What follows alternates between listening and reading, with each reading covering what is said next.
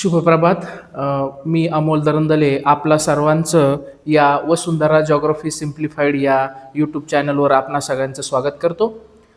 तर काल आपण या भारतीय नदी प्रणालीची आपण सुरुवात केलेली होती काल, आणि त्यामध्ये भारतीय नदी प्रणालीचा जर विचार केला तर भारताची जी काही नदी प्रणाली आहे हिचं वर्गीकरण दोन ग्रुप्समध्ये केलं जातं, दोन प्रकारे केलं जातं. सर्वप्रथम हिमालयीन नद्या, की ज्या हिमालयात त्यांचा सोर्स आहे, हिमालयात उगम पावतात, अशा हिमालयीन नद्या, त्याच्यामध्ये सिंधू, तिलाच इंडस असं म्हणतात. त्यानंतर दुसरी महत्त्वाची नदी म्हणजे ती गंगा नदी, आणि त्यानंतर तिसरी महत्त्वाची नदी म्हणजे ब्रह्मपुत्रा. या तीन हिमालयीन महत्त्वाच्या नद्या आहेत आणि त्यांच्या उपनद्या देखील, त्याचाही आपण अभ्यास करणार आहोत. दुसरं वर्गीकरण जे केलं जातं ते म्हणजे द्वीपकल्पीय पठारावरील नद्या. आता द्वीपकल्पीय पठारावरील नद्यांचा जर विचार केला तर ते दोन प्रकारे करतात. द्वीपकल्पीय म्हणजे जो काही भारताचा त्रिकोणाकृती दक्षिणेकडचा जो भाग आहे त्याला द्वीपकल्पीय पठार असं म्हणतात, जो पाण्याने तीन बाजूने वेढलेला असतो. आणि त्याच्यामध्ये पूर्ववाहिनी नद्या आणि पश्चिम वाहिनी नद्या असं त्याचं वर्गीकरण केलं जातं. क्रमशः उत्तरेकडून दक्षिणेकडे महत्त्वाच्या ज्या नद्या आहेत पूर्ववाहिनी नद्या, त्यामध्ये सर्वप्रथम महानदी, त्यानंतर गोदावरी, त्यानंतर कृष्णा आणि त्यानंतर कावेरी ह्या नद्या येतात. म्हणजे ह्या जवळजवळ चार नद्या महत्त्वाच्या आहेत.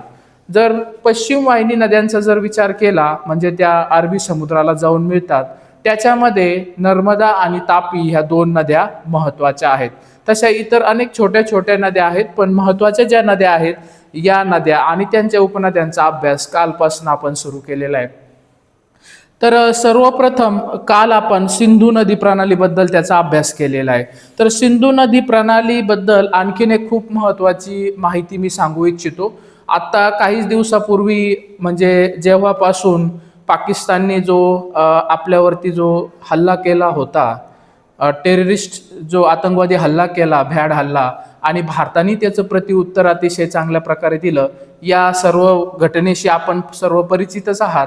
त्यानंतर त्याची प्रतिक्रिया म्हणून भारताने जे काही सिंधू जल परियोजना जे आहे, किंवा जी त्याला इंडस वॉटर ट्रीटी असं म्हणतात, सिंधू जल समझोता, तर याला काही स्थगिती दिलेली आहेत, हे आपणास परिचित आहेत.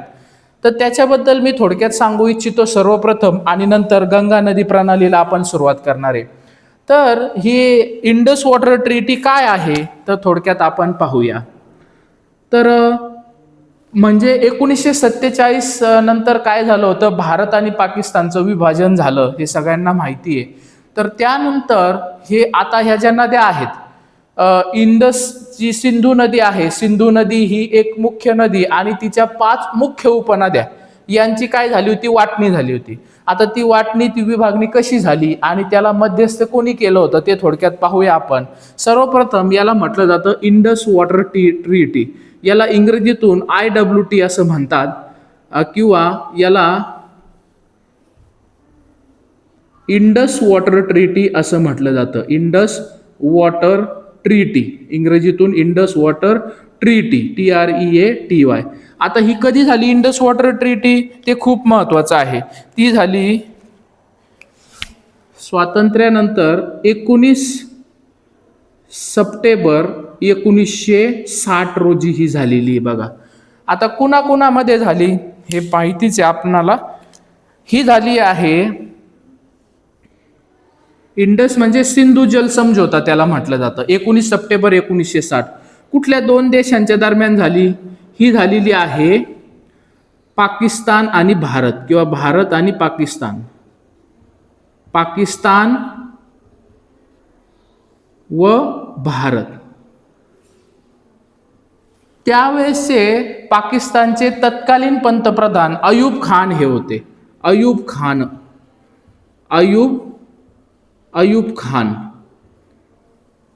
त्यानंतर भारताचे जे काही पंतप्रधान होते त्यावेळेस ते होते पंडित जवाहरलाल नेहरू. पंडित जवाहरलाल नेहरू.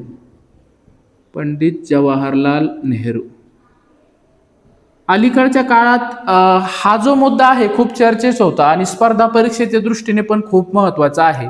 याच्यावरती प्रश्न विचारण्याची जास्तीत जास्त शक्यता आहे. ही कोणी घडून आणली? ही ट्रीटी जी आहे, हा समझोता जो आहे, हा वर्ल्ड बँक म्हणजे जागतिक जी काही बँक आहे त्याने घडून आणला. इथं वर्ल्ड बँक मी असं लिहितो, वर्ल्ड बँक यांच्या मध्यस्थेतून हा सिंधू जल समझोता हा घडून आला 19 सप्टेंबर 1960 रोजी. आता हे कुठं घडला? तर हे कराची या ठिकाणी घडला. कुठं घडला? कराची. कराची तुम्हाला माहिती आहे पाकिस्तानमध्ये आहे कराची.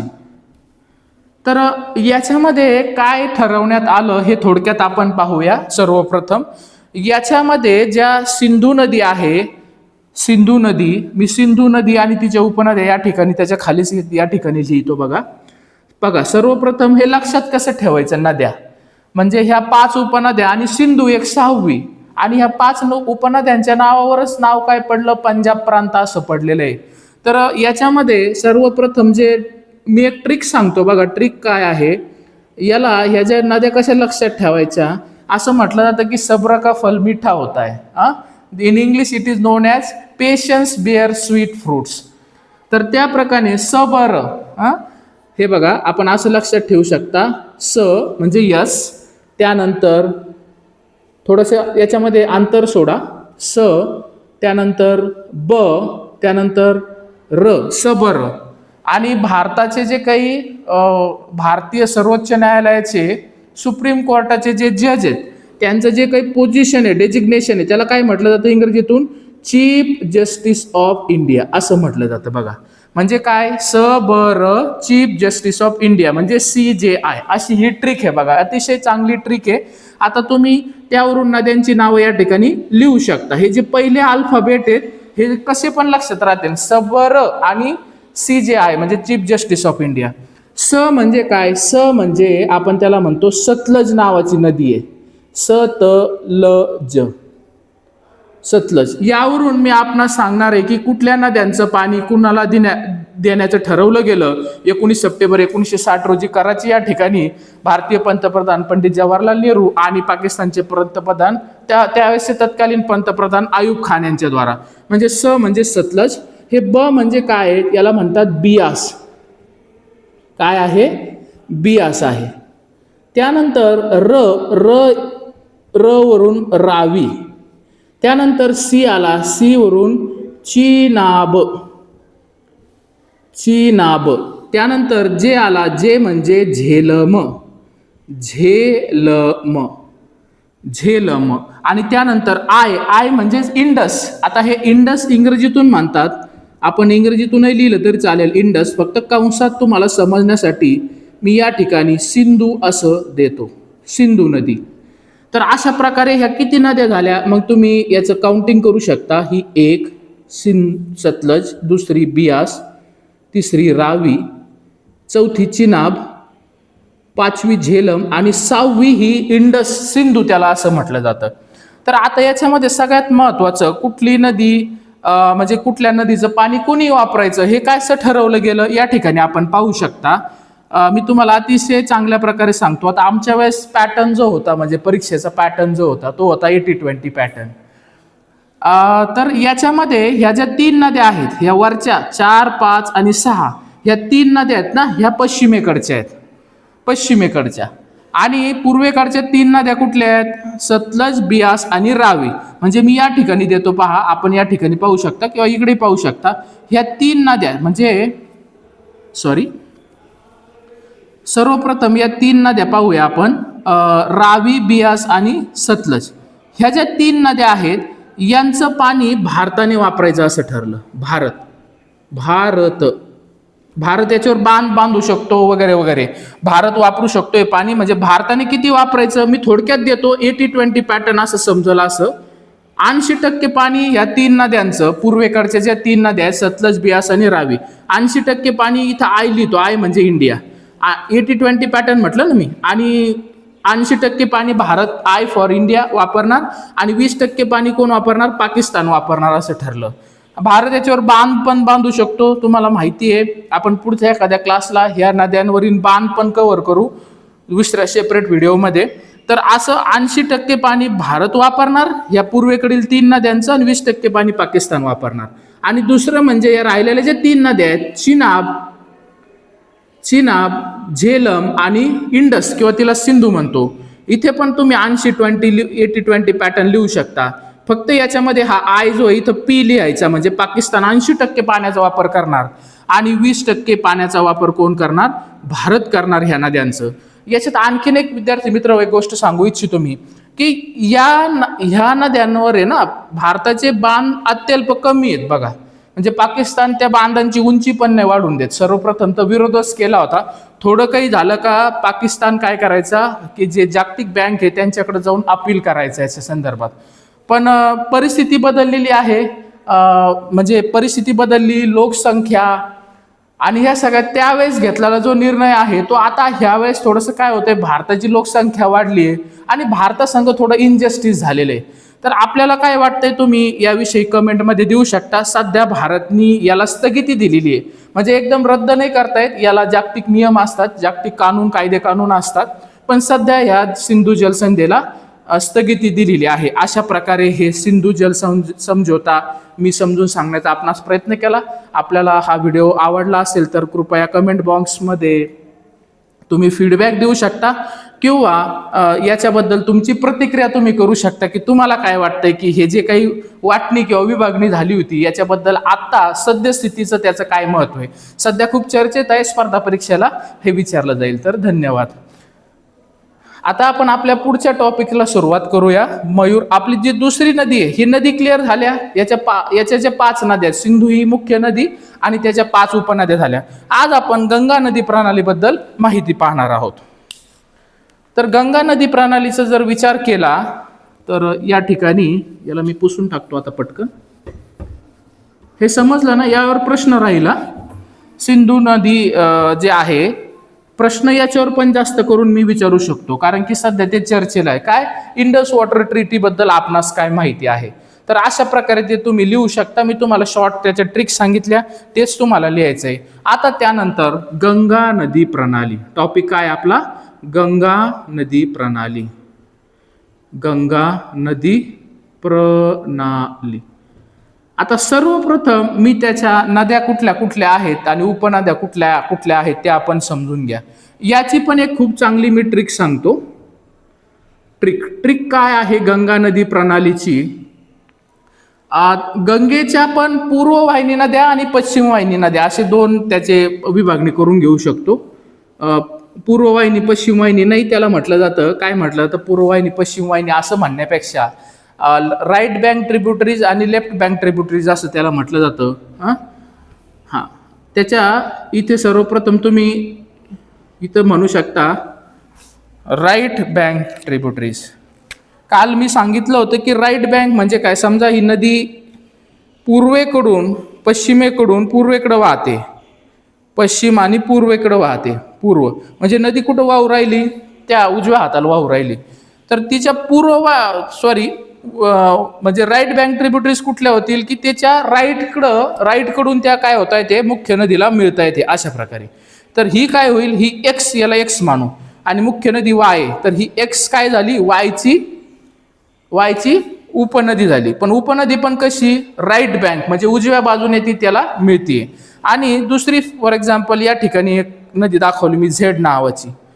तर ही झेड काय झाली? या मुख्य नदीची, या मुख्य वाय नदीची लेफ्ट बँक ट्रिब्युटरी झाली, कारण ती लेफ्ट हाताने जाऊन मिळते. हे पण लक्षात आलं असेल तुझ्या. तर आपण या ठिकाणी पाहूया की लेफ्ट बँक आणि right bank tributary of Ganga ही सगळ्यात महत्वाचं आहे. लेफ्ट बँक उजव्या वाहिनी म्हणतात त्याला, आणि ही काय होईल मग? Right bank tributaries.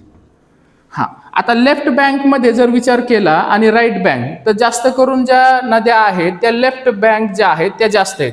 कारण की गंगा नदी पण अशी वाहते. अशी म्हणजे कशी? पश्चिमेकडून पूर्वेकडं. उत्तराखंडमध्ये गंगा नदी उगम पावते. आपण ते नकाशाद्वारे पण आता लगेच याच्यानंतर आपण नकाशाद्वारे पाहूया. खूप महत्वाची माहिती आहे. गंगा नदीवरती पण स्पर्धा परीक्षांना खूप प्रश्न विचारले जातात आणि हे एक ट्रिकच्या माध्यमातून शिकायला तुला पण आनंद येईल. तर सर्वप्रथम आपण याच्या लेफ्ट बँक ट्रिब्युटरी गंगेच्या कुठल्या आहेत ते लक्षात घेऊया. याला एक ट्रिक आहे. याला असं लक्षात ठेवू शकतो तू. पहिली जी नदी आहे, ज्या महत्वाच्या नद्या आहेत, राम. पहिलं काय आहे? राम. दुसरं तू म्हणू शकतो 3G. काय म्हणू शकतो? ट्रिक इथं लिहितो मी एकदा. राम 3G. त्याच्यानंतर को मा आणि मेला इथं काय अर्थ नाहीये. राम 3G कोमा मे. आहे की नाही इंटरेस्टिंग? राम 3G कोमा मे. आता हे इथेच लिहून घेतो मी ते. 3G म्हणजे काय? 3G आहेत. 1 2 आणि 1 2 आणि हे तिसरं म्हणजे तिसरं जी. आणि इथं मा आणि मेचा इथं अर्थ नाहीये. ठीक आहे. 5 आणि हे 6 म्हणजे मुख्य किती उपनद्या झाल्या? लेफ्ट बँक म्हणजे डाव्या वाहिनी नद्या किती झाल्या? मुख्य 6 आहेत. त्या कुठल्या कुठल्या आहेत मी आता सांगतो. आता हे 3G काय आहे फक्त इथं लिहून घ्यायचं. पहिलं एक गोमती आहे. कुठलं आहे? गोमती. त्यानंतर घागरा आहे. कुठली? घागरा. आणि तिसरी आहे गंडक. ह्या क्रमशः सांगितल्या मी. कशा आहेत? क्रमशः आहेत. त्याच प्रकारे आहेत त्या नद्या. खूप चांगलं लक्षात ठेव. हे राम म्हणजे काय आहे? तर हे रामगंगा आहे. तू मराठीतून पण लिहून शकतो तशाच प्रकारे रामगंगा. हा, गोमती, घागरा, गंडक. आणि के आहे ना, को आहे ना, राम 3G को म्हणजे काय? को म्हणजे कोसी. कुठली आहे? कोसी. त्यालाच मराठीतून लिहिलं तरी चालेल, कोसी. आणि मा म्हणजे काय? मा म्हणजे महानंदा. कुठली आहे? महानंदा. आता तेच इथं लिहून घेऊ आपण. हे राम म्हणजे काय? Ram 3G comma. तर हे राम म्हणजे या ठिकाणी मी डायरेक्ट मराठीतून देतो म्हणजे आणखीन क्लिअर होईल. रामगंगा. कुठली आहे? मयूर. रामगंगा. रामगंगा नंतर गोमती. मराठीतूनच लिहे गोमती. त्यानंतर घागरा. आणि त्यानंतर गंडक. हे 3G लक्षात आलं का? रामगंगा, गोमती, घागरा, गंडक. त्यानंतर 5वी जी नदी आहे ती म्हणजे म्हणजे कोसी. आणि मा म्हणजे महानंदा. कुठली आहे? मयूर. महानंदा. हे लक्षात आलं? लेफ्ट बँक ट्रिब्युटरीज आपण ना कशावरती पण ते घेणार आहे. डोंट वरी. आता फक्त सध्या एवढंच लक्षात घे. हे क्लिअर लक्षात आलं का? त्याचा आपण एक माइंड मॅप पण काढू. त्या माइंड मॅप मधून पण तुझं चांगलं एकदम क्लिअर होईल. त्यानंतर राईट बँक ट्रिब्युटरीचा जर विचार केला, इकडे आणखीन एक मी एक ट्रिक देतो. या ठिकाणी दिली तरी चालेल, इथे देतो. छोटी ट्रिक आहे त्यामुळे इथंच देतो. यशोदा. काय देतो? शो आणि दा. हे बघ 3च दिल्यात मी. शो आणि दा. हे 2 आणि हे 3. आपल्याला यमुना नदीचा पण अभ्यास करावा लागेल. ते पण आपण पाहूया. यशोदा. आता यशोदा काय आहे? यशोदा म्हणजे काय येईल बरं? पहिली कुठली येईल? मुख्य राईट बँक ट्रिब्युटरी कुठली होईल गंगेची? वरून काय? म्हणजे यमुना. यमुना. दुसरं काय? सो म्हणजे सोन. कुठली आहे? सोन. आता इथे एक लक्षात घे, ही दामोदर आहे ना, ही गंगेची नाहीये ट्रिब्युटरी. इथे लक्ष दे एक मिनिट. हे डी म्हणजे काय? दामोदर आहे. इथं मी लिहितो बरं का, थोडंसं अंतर ठेवतो. डी पण इथं फक्त लक्षात असं ठेवायचं, दामोदर ही डायरेक्ट गंगेची ट्रिब्युटरी नाहीये. म्हणजे डायरेक्ट गंगा नदीची सहाय्यक नदी नाहीये. आता इथे लक्ष दे. मी कालच सांगितलं होतं उपनद्या काय असतात आणि डिस्ट्रीब्युटरी म्हणजे वितरिका काय असतात. एका मुख्य नदीला ज्या नद्या येऊन मिळतात त्याला काय म्हणतात? या ठिकाणी मी दाखवलं. जसं झेड ही काय झाली? एक्स ही काय झाली? वायची सहाय्यक नदी किंवा उपनदी झाली. पण आता समजा ही नदी इकडं वाहते पूर्वेला आणि ह्या नदीचे दोन फाटे फुटले, तर त्या काय होतात? तिच्या डिस्ट्रीब्युटरीज होतात. तसंच गंगा नदीची मी या ठिकाणी मुद्दामून दाखवतो म्हणजे लक्षात येईल. अशी समजा उदाहरणार्थ गंगा नदी पूर्वेकडे वाहते आणि गंगा नदीतून असा एक फाटा फुटला म्हणजे गंगा नदीचं पाणी वितरित झालं आणि पाणी वितरित होतंय. पश्चिम बंगालमध्ये तिची एक डिस्ट्रीब्युटरी तयार होते. तिचं नाव आहे हुगळी. काय आहे मयूर? हुगळी. आता ही हुगळी जी आहे ना, ह्या हुगळीची उपनदी आहे ही दामोदर. कुठली आहे? दामोदर. इथं मी लिहितो परत, दामोदर. समजलं असेल खूप चांगल्या प्रकारे. आपण गंगा नदी मॅपिंग पण करणार आहे, त्याच्यावर अजून क्लिअर होईल तुझं. तर ही गंगा नदी इथं असा एक माइंड मॅप काढून घे छोटासा म्हणजे तुझ्या लक्षात येईल. ही गंगा नदी आहे. इथे पण काय आहे? ही पुढं गंगा आहे. हे काढून घे पटकन. ही पुढं पण गंगा आहे, पण तिची एक वितरिका आहे किंवा डिस्ट्रीब्युटरी, तिचं नाव आहे हुगळी. आणि ह्या हुगळीची एक उपनदी आहे, तिचं नाव आहे दामोदर. म्हणजेच हे यशोदा, य फॉर यमुना, सो फॉर सोन, आणि ड, हे द काय आहे, हे दामोदर आहे. त्यातच लिहिलं पण हे लक्षात आलं पाहिजे. आलं इथपर्यंत. आता याच्यानंतर आपण थोडंसं काय करूया, ही ही यमुना नदी पण खूप महत्वाची आहे. यमुना नदीच्या पण आपल्याला उपनद्यांचा अभ्यास करणं क्रमप्राप्त आहे. तर मी थोडंसं इकडचं पुसतो. हे लिहिलं असेल ना तू इकडचं, हा, हे सगळं नोटिंग राहू दे तुझ्याकडं. जरी नोट्स मिळणार आहे तर क्लासमधलं नोटिंग खूप महत्वाचं आहे. नोट्सपेक्षा क्लासमधल्या नोटिंगवर तुला चांगले चांगले मार्क नक्की मिळतील. हा, तर मी याला असंच ठेवतो. आणि इथं थोडंसं आपण काय करूया, जी यमुना नदी आहे ते यमुना नदीबद्दल थोडक्यात माहिती पाहूया. आता मी या ठिकाणी लिहितो यमुना, की जी उजवी वाहिनी नदी आहे महत्वाची गंगेची, त्या नदीविषयी माहिती पाहूया. यमुना. आता यमुना नदीचे पण मी दोन पार्ट करू शकतो, म्हणजे राईट बँक आणि लेफ्ट बँक. आता मी इथं आर लिहितो फक्त, म्हणजे तू समजून घे. आणि इथं मी लेफ्ट लिहितो, हे समजल ना. उजव्या उपनद्या, उजव्या वाहिनी उपनद्या आणि डाव्या वाहिनी उपनद्या कुणाच्या, यमुनेच्या. यमुना कुणाची उपनदी आहे, गंगेची उपनदी, महत्वाची. हा, आता यमुना नदीच्या ज्या काही, यमुना नदी गंगेला कुठे जाऊन मिळते ते मी तुला सांगणारच आहे, पण इथं सांगून टाकतो. ही अलाहाबाद नावाचं शहर आहे, आता त्याला प्रयागराज नाव आहे, ते उत्तर प्रदेशमध्ये. गंगा नदी जी आहे, आता मी पुढच्या स्टेपला सांगतो कुठल्या कुठल्या राज्यातून वाहते, सगळ्यात महत्वाच्या गोष्टी. सगळ्यात महत्वाचं म्हणजे आता हे यमुना नदीबद्दल आपण एकदा पाहूया. यमुना नदी प्रयागराजमध्ये जाऊन गंगेला मिळते. ही दिल्लीतून वाहते, हरियाणातून वाहते. आणि कुठं हरियाणा आणि दिल्ली कायम वाद असतो पाण्यावरून, पाणी जास्त सोडलं, पाणी सोडलंच नाही. नद्यांचा वाद पण आपण एखाद्या व्हिडिओमध्ये कव्हर करू, खूप इंटरेस्टिंग आहे. हा, तर देशांमध्ये तर नद्याचे वाद असतातच, पण राज्यांमध्ये पण आहे, इव्हन जिल्ह्यांमध्ये पण असतात. हा, हे काही नवीन नाहीये. तर right and left bank tributary of Yamuna. आता याच्यामध्ये राईट बँकचा जर विचार केला तर त्याच्यामध्ये सगळ्यात महत्वाचे आहेत, तीन आहेत बघ, कशा लक्षात ठेवायच्या. चंबळ, सिंध, बेटवा, केन. आता माझ्या लक्षात आहे, चंबळ लिहून घे, दुसरं सिंध, तिसरं बेतवा आणि चौथं जे आहे तिला केन असं म्हणतात.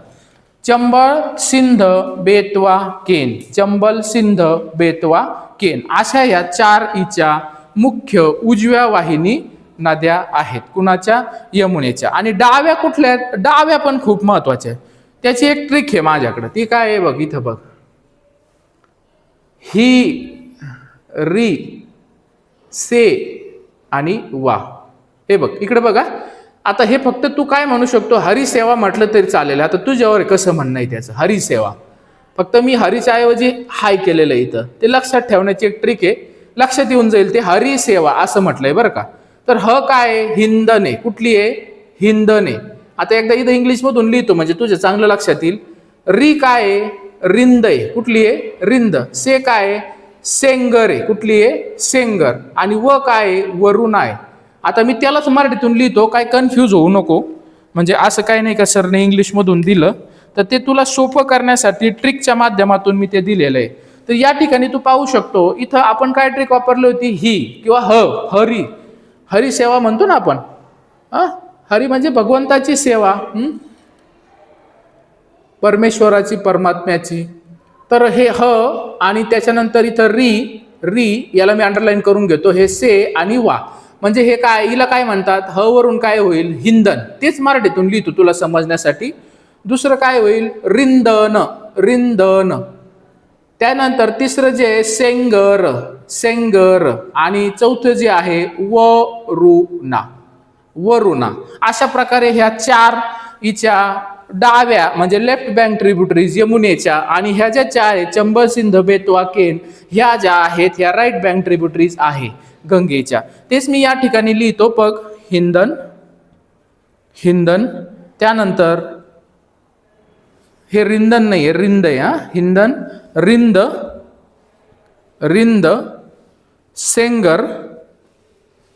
सेंगर आणि नंतर जे आहे वरुणा. खूप महत्वाचं आहे. आता हे एकदा क्लिअर झालं सर्व. आता कुठल्या कुठल्या राज्यातून गंगा नदी प्रणाली आहे किंवा गंगा नदी कुठल्या कुठल्या राज्यातून वाहते हे क्लिअर करूया. हे सगळं लिहून घेतलं, मी याला पुसू शकतो आता. ठीक आहे. हा, एकच मिनिट मी कन्फर्म करून घेतो. यमुनेच्या ज्या उपनद्या आहेत त्या तोपर्यंत तू लिहून घे, काही राहिलं असेल तर. हा, जे चूक नको व्हायला, मी खात्री करून घेतो फक्त की बी बरोबर आहे का नाही. जस्ट मला एक मिनटं लागेल, 1 ते 2 मिनटं.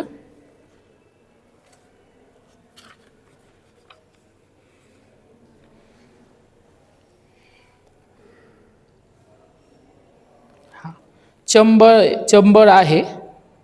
हां, हिंदन आहे, हिंदन लिहिली आपण, हिंदन आहे. रिंद पण आहे, RIND बरोबर आहे, रिंद. त्यानंतर सेंगर पण बरोबर आहे, SENGAR ते पण बरोबर आहे. आणि वरुणा पण बरोबर आहे. ह्या सगळ्या काय आहेत तिच्या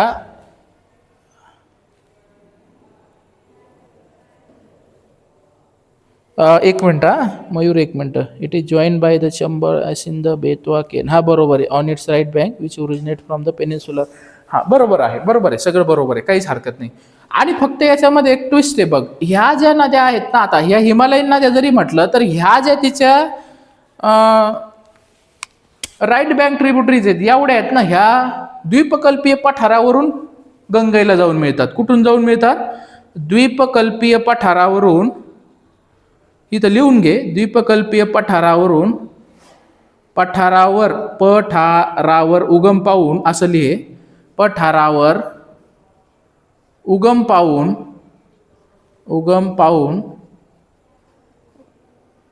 यमुनेला जाऊन मिळतात. यमुना नदीला मिळतात असं म्हटलं तरी चालेल. लक्षात आलं का? बाकीच्या सगळ्या हिमालयन आहे, म्हणजे हिमालयात उगम पावतात. पण ह्या ज्या 4 नद्या आहेत, चंबळ, सिंध, बेटवा, केन, भारताचा जो द्वीपकल्पीय पठारी भाग आहे. अरे द्वीपकल्पीय पठारी भाग म्हणजे कुठला? हा भाग आहे. मग असं ह्या चंबळ, सिंध, बेतवा आणि केन हे कशाला जाऊन मिळतात? हे यमुनेला. आलं का लक्षात तुझ्या? तर अशा प्रकारे त्यानंतर आपण दुसरा त्याच्यातला भाग पाहूया, कुठल्या कुठल्या राज्यातून वाहते. आणि आता थोडंसं डिटेलमध्ये गंगा नदी प्रणालीचा आपण अभ्यास करूया. ठीक आहे, काय हरकत नाहीये.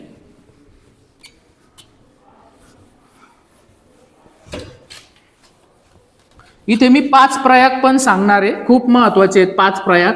लक्षात कसे ठेवायचे, खूप इंटरेस्टिंग स्टफ आहे, खूप इंटरेस्टिंग आहे. अभ्यास केला तर खूप आनंद येतो. जे आपल्या हिंदू धर्माच्या दृष्टीने खूप पवित्र पण मानले जातात. 5 प्रयाग, त्याला पंचप्रयाग असं पण म्हटलं जातं. सांगता येतील का कुठले कुठले प्रयाग आहेत? ठीक आहे, काय हरकत नाही. तर आता गंगा नदी जी आहे, गंगा नदी प्रणालीचा आपण अभ्यास करतोय. या ठिकाणी गंगा नदी प्रणाली, गंगा नदी प्रणाली. हा, आता जर मी सांगितल्याप्रमाणे आत्ताच गंगा नदी कुठल्या कुठल्या राज्यातून वाहती, खूप महत्वाचं. इथं 5 राज्यातून वाहती ती. आपण पहिले राज्य पाहूया. सर्वप्रथम आहे उत्तराखंड. लिहून घे, उत्तराखंड. दुसरं जे आहे मयूर, उत्तराखंड नंतर ती जाते, ती वाहते उत्तर प्रदेश. त्यानंतर तिसरं जे आहे ती बिहार मधून पण वाहते, बिहार. चौथं झारखंड मधून देखील तिचा थोडा भाग आहे, झारखंड. आणि 5वं जे आहे, 5वं आणि शेवटचं राज्य, नंतर ती कशाला जाऊन मिळणार आहे? बंगालच्या उपसागरामध्ये ती जाऊन मिळते. जगातला सगळ्यात मोठा डेल्टा तयार करते, त्रिभुज प्रदेश तयार करते, तो म्हणजे सुंदरबन. आणि ते जे राज्य आहे त्या राज्यात शेवटचं राज्य ते म्हणजे पश्चिम बंगाल.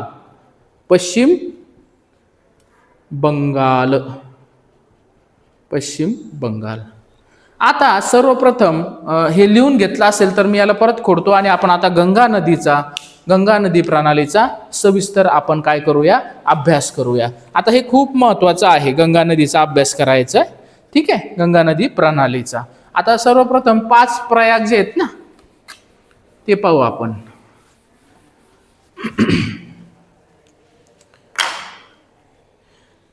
आता मी थोडंसं ब्लॅकच पेन वापरतो म्हणजे चांगलं दिसेल. 2 नद्या सर्वप्रथम एकत्र येतात बरं का. एकदा 5 प्रयाग पाहूया आपण. 2 नद्या.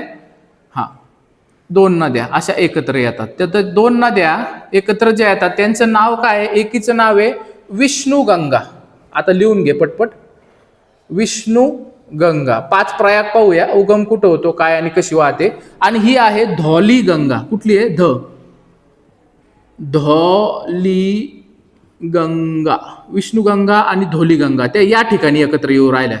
एकदा ज्या विष्णुगंगा आणि धौली गंगा ज्या ठिकाणी एकत्र येतात त्या ठिकाणाला नाव आहे, सगळ्यात महत्वाचं मयूर, त्या ठिकाणाला नाव काय आहे? विष्णू प्रयाग. काय म्हणतात त्याला? विष्णू प्रयाग. हा, विष्णुगंगा आणि धौलीगंगा एकत्र आल्या का त्या नदीला जे नाव पडतं ते म्हणजे अलकनंदा. काय नाव आहे? अलकनंदा. या ठिकाणी आलेली बघ आता अलकनंदा. हा, आता त्या अलकनंदेमध्येच मी ब्लॅकच पेन वापरतो आणि हे प्रयाग जे ते लिहायला रेड पेन आपण वापरू. त्यानंतर त्याच्यामध्ये अजून एक नदी येऊन मिळते, तिचं नाव आहे पिंडर. काय नाव आहे? पिंडर. पिंडर नदी. आणि पिंडर नदी ही कुठली होईल? ही अलकनंदा होईल. काय सांगितलं? ही कुठली आहे? इकडं असं लिहून घे, अलकनंदा. अलकनंदा. हा हा, थोड्या वेळ क्लास, थोड्या वेळ. हो, अलकनंदा नदी. अलकनंदा नदीमध्ये ही पिंडर ज्या ठिकाणी येऊन मिळते या ठिकाणी तिथं नाव आहे पिंडर म्हणजे कर्णप्रयाग. कुठलं नाव आहे? त्या प्रयागाला काय म्हणतात? कर्णप्रयाग. व्यवस्थित आता लिहून घे बघ, मी तर असं इकडे देतो, कर्णप्रयाग. कर्णप्रयाग. आपल्याला 5 प्रयाग पाहिजे. कर्णप्रयाग. त्यानंतर ही पिंडर नदी झाली. त्यानंतर असं या बाजूने म्हणजे डाव्या बाजूने एक नदी येऊन मिळते, तिचं नाव आहे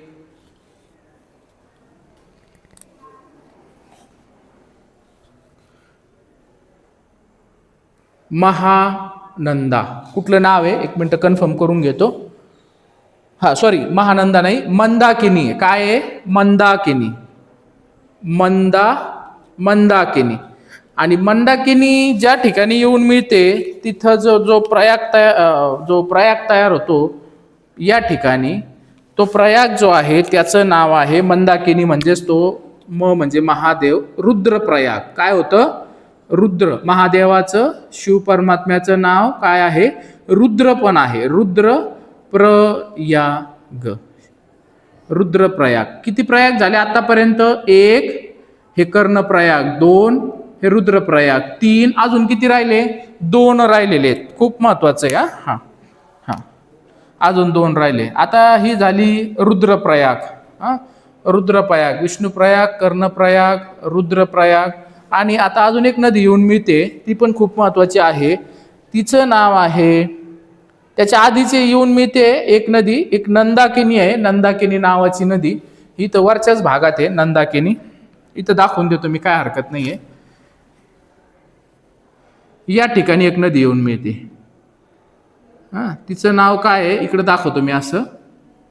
ही कुठली नदी आहे? इकडं अलकनंदेला जाऊन मिळू राहिली ती नंदाकिनी. कुठली आहे? नंदाकिनी. आणि त्या ठिकाणी जो प्रयाग होतो तो प्रयागाचं नाव आहे नंदप्रयाग. काय आहे? नंदप्रयाग. इथे दाखवतो, इकडे नंदप्रयाग. नंदप्रयाग. तर याला आपण 2 नंबर देऊ, याला 3 देऊ, हा 4 होईल नंदप्रयाग. मी परत एकदा समजून सांगतो. आणि जी शेवटची नदी आहे आता ही अलकनंदा, आणि तिला आणखीन एक नदी येऊन मिळते, तिचं नाव आहे भागीरथी. काय नाव आहे मयूर? भागीरथी. आता हे खूप महत्वाचं आहे. इथून आपला खरं गंगा नदीचा प्रवास चालू होतो. इथून आपण परत सेपरेट आकृती काढून शिकणार आहे. आता अलकनंदा आणि या ठिकाणी एक नदी आहे, तिचं नाव आहे भागीरथी. आता तू BA करतोय ना, हे बघ इथं मी काय लिहिल B आणि इथं मी काय लिहिल A, म्हणजेच BA म्हणजेच काय? भागीरथी आणि अलकनंदा. आता खूप चांगलं व्यवस्थित लक्षात ठेव, कारण की इथून पुढे खरं आपला प्रवास सुरू झालेला आहे. आता इथून पुढे ज्यावेळेस भागीरथी आणि अलकनंदा एकत्र येतात त्यावेळेस त्या नदीला नाव पडतं गंगा. आलं का लक्षात? काय नाव पडतं? गंगा. भागीरथी आणि अलकनंदा ज्यावेळेस एकत्र येतात त्यावेळेस त्या नदीला नाव पडतं गंगा. ठीक आहे. मी चेक करून घेतो. हा बरोबर आहे. सगळ्यात पहिलं जे विष्णुप्रयाग, 2 नंबरला आहे नंदप्रयाग. तू त्या ठिकाणी पाहू शकतो. इथं विष्णुप्रयाग, 2 नंबरला नंदप्रयाग, 3 नंबरला कर्णप्रयाग, 4 नंबरला रुद्रप्रयाग, 4 नंबरला रुद्रप्रयाग आणि 5 नंबरला या ठिकाणचा प्रयाग लिहायचा राहिला. हे अलकनंदा आणि भागीरथी एकत्र येतात ना या ठिकाणी. या ठिकाणी याला काय म्हटलं जातं? आधीच सांगितलं होतं, त्याला म्हणतात देवप्रयाग. देव अतिशय पवित्र आणि धार्मिक मानले जातात हिंदू धर्मामध्ये. हे 5 प्रयाग, हे पंचप्रयाग खूप महत्वाचे आहेत. आणि तिथून पुढे प्रवास सुरू होतो गंगा नदीचा. कशाचा प्रवास चालू होतो? गंगा नदीचा. आणि आता ही भागीरथी आहे ना, हे उगम मानला जातो गंगेचा. ही गंगोत्री नावाचं ग्लेशियर आहे, म्हणजे हिमनदी आहे, त्या ठिकाणावरून उगम पावते भागीरथी. या ठिकाणी लिहे, खूप महत्वाचं आहे. हा गंगा नदीचा उगम मानला जातो. गंगोत्री हिमनदी. हिमनद म्हटलं तरी चालेल. या ठिकाणावरून त्याला गोमुख पण म्हणतात. काय म्हणतात? गोमुख पण म्हणतात. या ठिकाणावरून ह्या भागीरथी नदी म्हणजेच गंगा नदीचा उगम मानला जातो. तर हे अशा प्रकारे भागीरथी आणि अलकनंदा एकत्र येतात आणि देवप्रयाग त्या ठिकाणी आहे. आणि तिथून पुढं जे आहे तिला नाव पडतं गंगा. काय नाव पडतं? गंगा नदी. किती वेळ आहे ना अजून? गंगा नदी पटकन पहा का वेळ झालाय? आहे वेळ आहे अजून. ठीक आहे. आता त्यानंतर गंगा नदीचा पुढचा प्रवास सुरू होतो. हे सर्व जे आपण पाहिलं हे सगळं उत्तराखंडमध्ये आहे. कुठलं राज्य आहे? आपण किती राज्य पाहिले होते? गंगा नदी किती राज्यातून वाहते? 5 राज्य सांगितले होते. कोणते कोणते बरं? कारण की आता हे पुसून मला परत पुढचा प्रवास दाखवायचा आहे. हे बघ, पहिलं, दुसरं, तिसरं, चौथं आणि 5वं राज्य. पहिलं जे आहे ते कुठलं सांगितलं होतं? उत्तराखंड. उत्तराखंड. हे एवढा जो प्रवास झाला ना, हा कुठं झाला? सगळा उत्तराखंड मधला हे जे आहे ना, उत्तराखंड. त्यानंतर दुसरं आहे, बरोबर आहे, उत्तर प्रदेश. तिसरं उत्तर प्रदेश. त्यानंतर बिहार. आणि त्यानंतर झारखंडमध्ये थोडं वाहते, झारखंड. आणि त्यानंतर शेवटचं राज्य आहे पश्चिम बंगाल.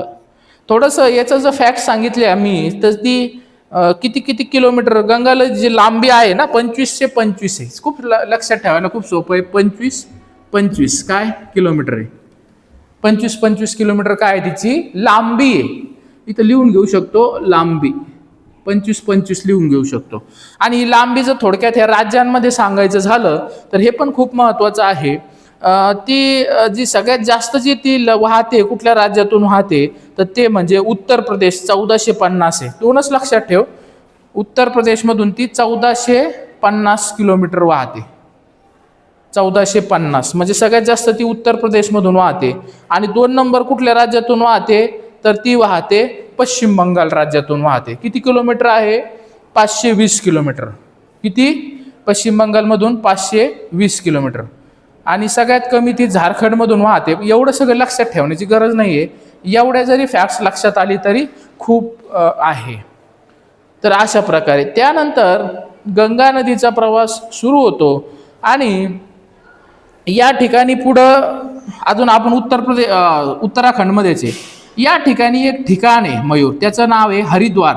हे पण खूप धार्मिक स्थळ आहे. हरिद्वार हे पण उत्तराखंडमध्ये. कुठं आहे? उत्तराखंडमध्ये आहे.